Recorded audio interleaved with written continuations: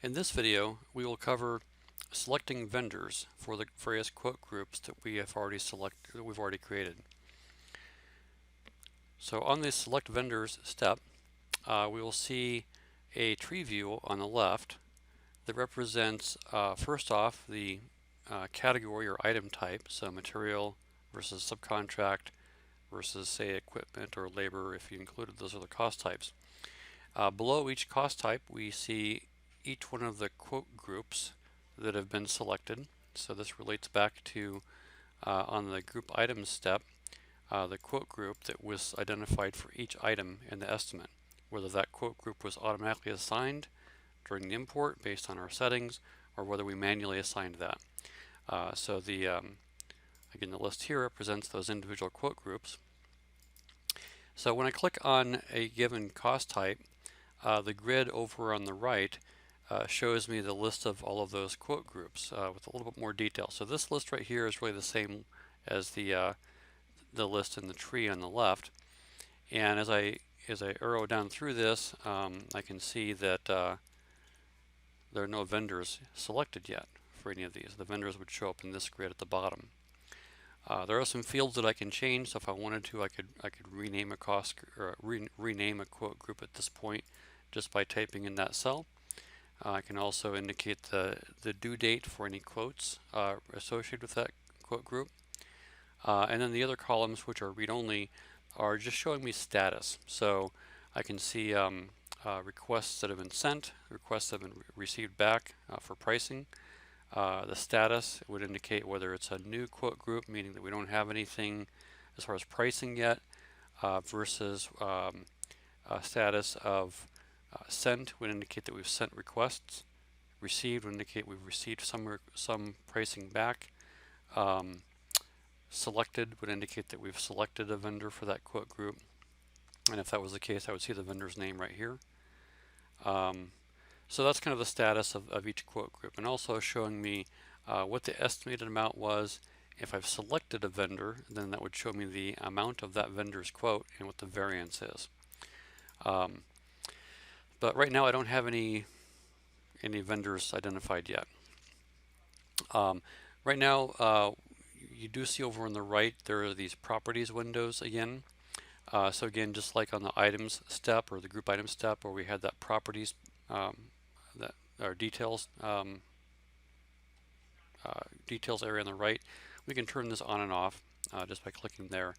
And those settings persist, meaning that if I close this and reopen it, it's going to remember that setting, so that if I typically have the details not shown, it'll remember that until I turn it back on.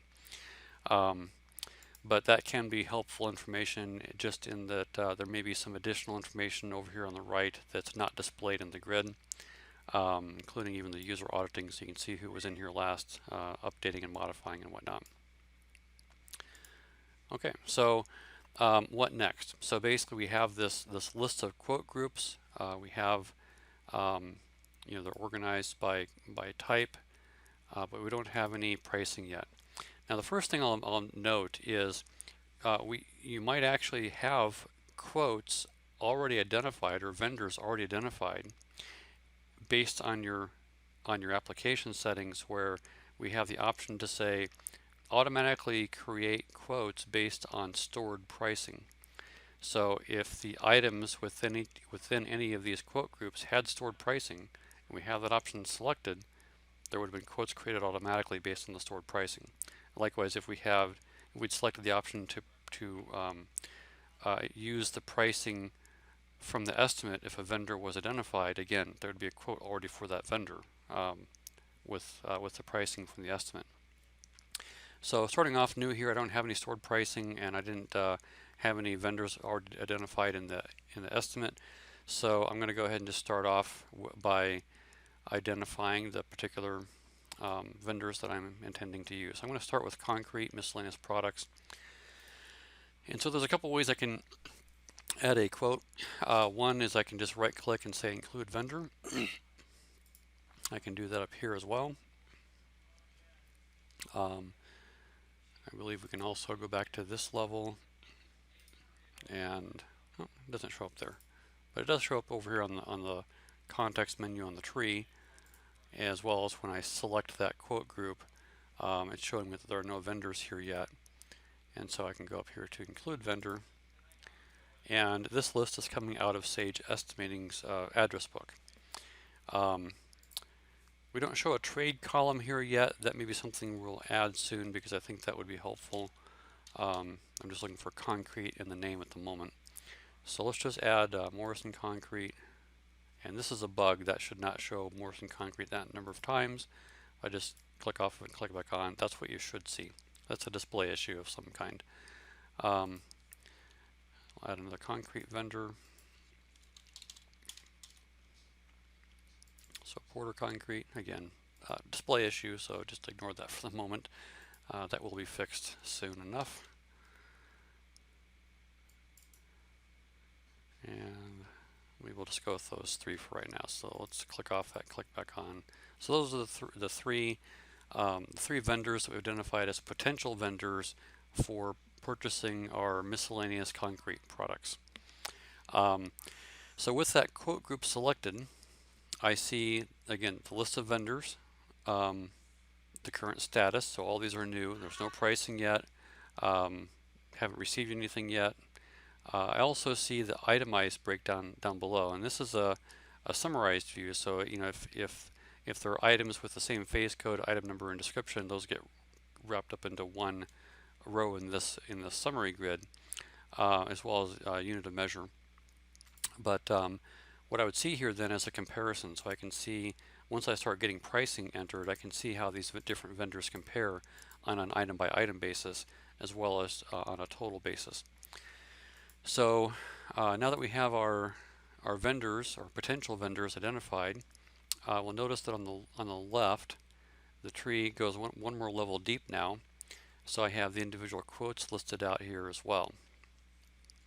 So just kind of going through a few options here. First off, date sent would indicate if there's a date there that indicates that we have sent a request for pricing to the vendor. If there's a date in the date received, that indicates that we've received pricing back, and that affects the status directly. So if I just manually change this, and I said, you know, we sent a request today at 8:04, and I tab across, notice the status changed to sent. So just based on the fact that I changed the date to that, I've indicated we've sent a request for pricing. Now that's only one way to update that to indicate that it was sent. What I may want to do though is actually send a request from within buyout, and I can do that by clicking this button up here to send a request. I believe we can also right click and say send request for quote on the actual quote itself. We should be able to go over here on the left as well and say send request for quote. So there's a couple different places where that option is exposed in the UI. So let's send request for quote, and so this window comes up with the quote that I identified pre-selected. Now just to make this easier, you know, we might not necessarily want to individually send out individual requests, so we can say select all that are unsent. So if we had a whole list of quotes that we've not sent a request out for yet, we could send them all at once, is the point here, and sort of a batch process. As far as how those requests get sent out, we have a couple of options. One is we can print them and fax them, or if you have a fax driver, you know, then it would go directly out via your fax driver. I'm just going to do one at the moment here, so we'll say Porter Concrete. We're going to print or fax, and I'm going to just preview this real quick so we can see what that would look like.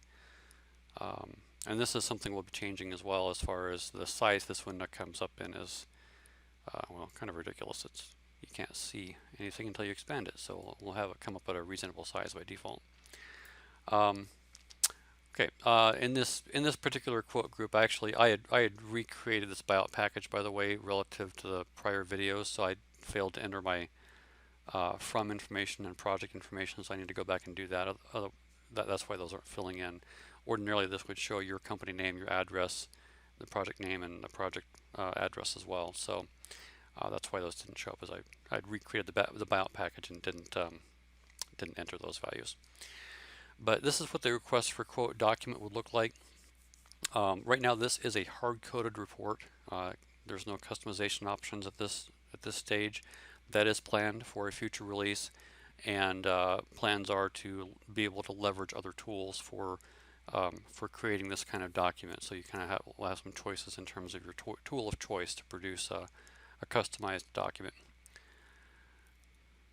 Okay, so that's what the request for quote document would look like. I'm going to go ahead and send this or print it. So it's printing that to my designated printer at the moment. And notice that the status changed to sent, and it dropped in the date. Based on me having simply produced that document, Biot is assuming, okay, you printed the request for quote. We're obviously sending that to the vendor, so now we're considering that sent.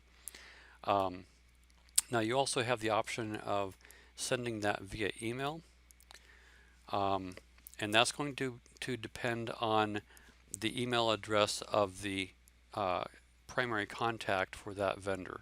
And I believe that is something that may still need to be worked out in terms of the feature set, in terms of having a place to identify who that contact is. Right now I think it's just picking up the primary or the default contact for the vendor. That might not be the proper contact. So I know that we need to add a field here somewhere, either in the properties grid or in this grid, to identify the contact based on the address book, and then we get the email address from that. Otherwise, though, when we send this via email, the body of the email will look very much like that document that we just previewed, and that would be an HTML format in the email. It will also send it in text form. So if the recipient's email client can't process HTML content and render that, they receive it as text as well.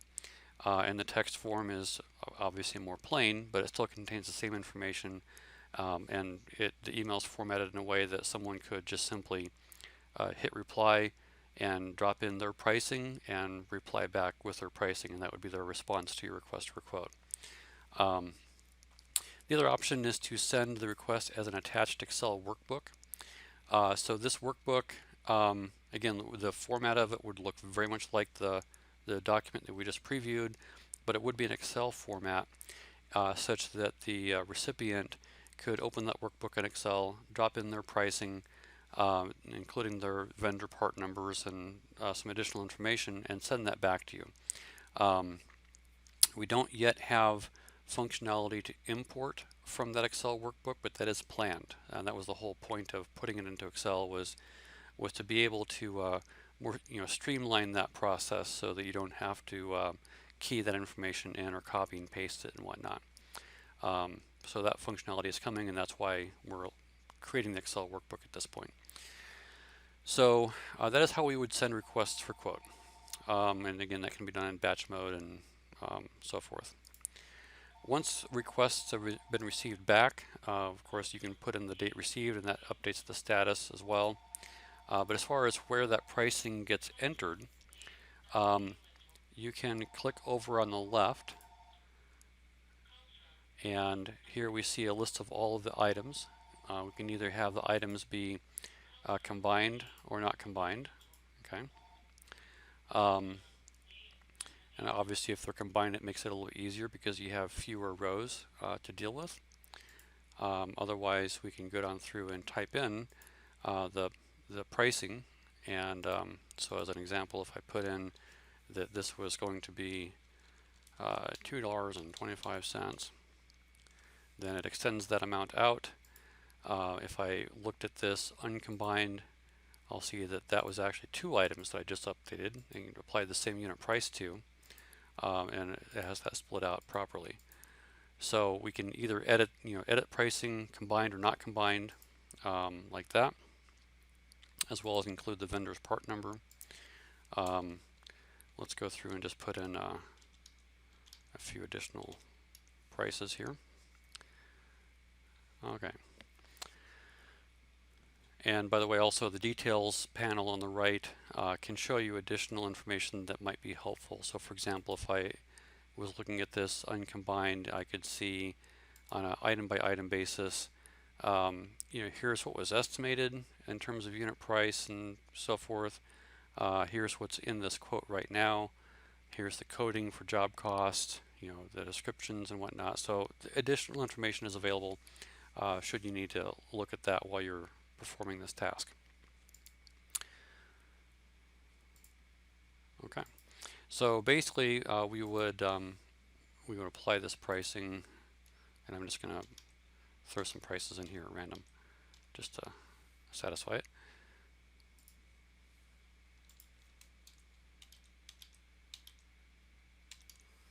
Okay, so we have some high prices and some low prices there. Okay, so when I go back to the quote group level, so that's just by clicking this list level right here. So there's the quote group with the quotes underneath of it. I can now very quickly identify the fact that Porter Concrete has the best price. That's indicated by the green down arrow on that row or the green down arrow on this column. And in fact, if I hover over it, it tells me that's the lowest quote. So that may be the quote that I choose to run with. In order to select that, and by the way, I can select it even though I might not have entered the date received yet. That's more informational, but the way that I would select a quote as the quote that I want to ultimately commit is I simply select it. I can either click on the button on the toolbar, or I can right click and say select this quote. I believe I can also go over here and right click on the tree and say select this quote. So there's a couple different places where that's exposed in the user interface as far as how I can select the quote that I want. So I'm going to go ahead and select that. And now that status has changed to selected. Now, there are some business rules involved in that in terms of I can only select a quote if I have pricing for all of the items in the quote group. And one thing I didn't cover yet was, there could be cases where a vendor says, hey, there's no price for this because that's just included as part of our pricing or as part of our quote. So you can definitely do that by right-clicking on the item and say included item, and now there's no pricing, and this quote could still be considered as a quote that I could select because even though there's no price, I've marked it as included. But if an item has no pricing and it's not included, I can't select that quote as the quote I'm going to use. We can also accommodate lump sum pricing. So if I go to the amount column and let's say this vendor had quoted me just a flat amount of $250, that's a lump sum now. So there's no unit price, but I know that now that I'm getting all 57 units for that price. So that would carry forward when I ultimately commit it as well. Okay, so let's see here. I think that is everything in this particular area. We talked about selecting the quote. A couple other minor things. So I'm at the quote level right now, and this applies, I think, pretty much everywhere. So if I go all the way back up to this level, for example, where I see all of my quote groups listed out, and the vendors or their quotes listed down here at the bottom, which by the way the star means that that's the selected one. I can right click and click on go to quote items, or click the same button up on the toolbar, and what that does is it'll jump me in the tree from this node down to this node, so I can see the item item grid of what makes up that quote. So I'll click on go to quote items, and again that jumped me from up there to down here, and now I'm seeing the items for that quote. Okay, so I think that's everything. The show details just turns on another way of turning on and off the details panel on the right or hide details. Now I didn't talk earlier about stored pricing because we didn't have any at that point. But let's say, for example, that as we were interacting with Morrison Concrete and we got these prices from Morrison Concrete, they said, hey, these prices are going to be good, for the rest of the year. And that after that, might go up. So I'm going to say, great, we'll continue using this pricing. So I'm going to say, store this pricing for future use. And I can give it, say, for example, like today's date. And I can say that's valid at least through the end of the year. And save that. And so now that pricing has been stored. Where does that pricing go? Well, we'll talk about stored pricing in the next video. But just be aware that that pricing is now stored with that range of dates with the particular item numbers and units of measure and pricing and whatnot that were on this quote. At a later point, if I had another buyout package and this Morrison Concrete was another vendor that I'd selected, I could right click and say apply stored pricing, and then it will drop in the pricing automatically based on that stored pricing that I just stored. So that's how that works, is that we can store the pricing, we can apply the pricing just by right clicking on the quote and selecting that option. Alright, I think that is everything now as far as this video, and in the next video we will talk about the stored pricing database before moving on to the commit step of the process.